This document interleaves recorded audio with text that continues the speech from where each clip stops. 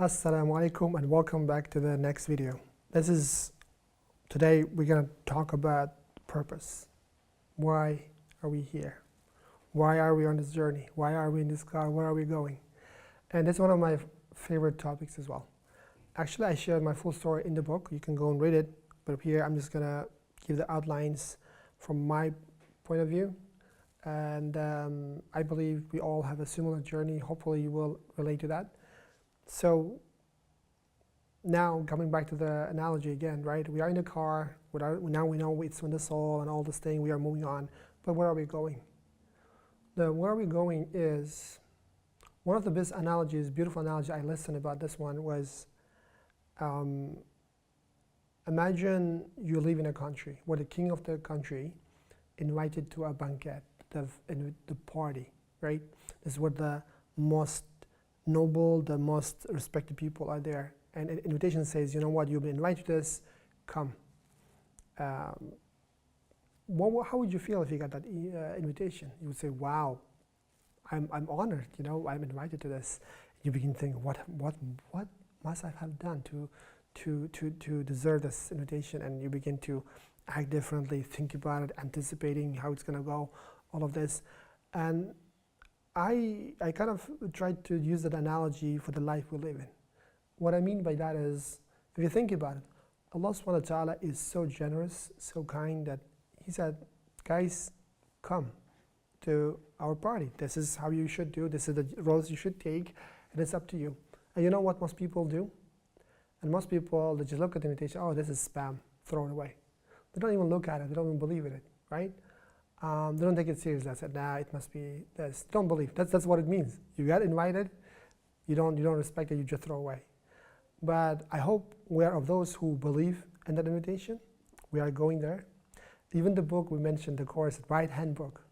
The culmination point will be on that day, we are called, oh, Adam, come in, show us your invitation, come back. And that's what we hope that the right-hand book means. It means that, alhamdulillah, we do enough good things on the way because we're invited. We want to, and also rules are of the game is that the more good you do, you can sit closer to the king. Can you imagine that? The more good you do, it's up to you. It says it's up to you however you want to sit. You're invited. All you want to do, and come to us, and then how close you sit based on what you do and what are the things you do, and then suddenly that's why I'm saying we are here to, as I said, the right-hand book. We're trying to figure out on that book the outlines and sections what's going to be, and the rest of our lives we want to do our best to live that life, right? So that's the goal, that's the purpose, that's what we want to do. And unfortunately, a lot of people, they live their life without a clear purpose why they're here. They don't have a clarity. They live there like, you know, depression and all of this stuff. And do you remember we discussed the soul the last time? The soul wants to expand into things. So if you do not give the right food to the soul, the right food to the mind, right food to the body, if you don't let it express in a natural way, guess what happens? It expresses in another way, which is not halal ways. That's why you see some people taking drugs, some people doing all the bad stuff, and this is why sometimes people taking their lives, because we need to see no purpose. What's the point? Like if you don't have this clarity for you, and the life sometimes could be unbearable, a lot of pain, a lot of loss, right? But since you are listening to this, we can assume that, alhamdulillah, we are Muslims, we understand this. But understanding is one thing, but do we really appreciate it? Do we really appreciate it? What I mean is that, do we really take advantage of this? What I mean is that, let me share my story, and then you understand what I mean. Like when I was growing up, I had a very limited knowledge about religion. Even though I was in Uzbekistan, you have to take into mind that my country is still coming back to its roots. It's been under Soviet Union so many years. And I didn't have a proper understanding.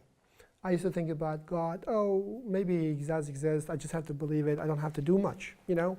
I can live my life the way I want, as long as I believe I'm safe. That's a lot of people think probably. And then about 10 years ago, it's been taking some time for me that seeking purpose. I don't want to take the long story. You can read in the book. I'm just trying to shorten up. Alhamdulillah, I was invited back to Islam to figure out what does it really mean when we say La ilaha illallah. What does it really mean? Does it mean that there's no God except Allah, if you believe it, good? But the more I understood, the more I began to realize is that what it really means is that actually there is no reality, there is nobody, there is nothing in real that exists except Allah subhanahu wa ta'ala. And there is nowhere we can go either, right? He's the only real one. And we are going back to that thing. And more importantly, that I also misunderstood when it says the purpose of human beings is to worship. Because you see, so what happens in some of the languages, sometimes it gets very limited translation. For me, the worship was just praying. I said, if just the whole purpose of praying, it doesn't make sense to me. Like, we are really bad at as humans, and besides, they keep telling us God doesn't need anything. If God doesn't need my prayer, why do I have to pray? So it was not a really proper understanding. But when you go to the source and begin to understand, worship doesn't only mean praying. Worship, it means serving, right? Serving to God. And another thing is, you may ask, God doesn't need service. Yes, God doesn't need service. God doesn't need you to believe in God, etc. Allah subhanahu wa ta'ala. But this is how your purpose is. What I mean by that is, once you understand your purpose in life, once you understand your skills, and you use it to serve others in the hope of to serve God. You see, it's a little bit, you have to understand it in the right way. This is when you fulfill your purpose as a human being. And this could be theoretical, but you can try it out and see how it works. That's why the greatest minds of humankind always said, purpose of life is service. I didn't understand what that means.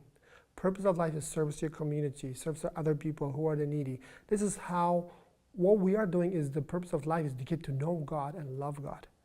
And for us to do that is to, to try our best to, to learn some of His qualities, attributes of Allah subhanahu wa ta'ala, to our way to implement it. This is the only way, experiential way of, way of coming to learning.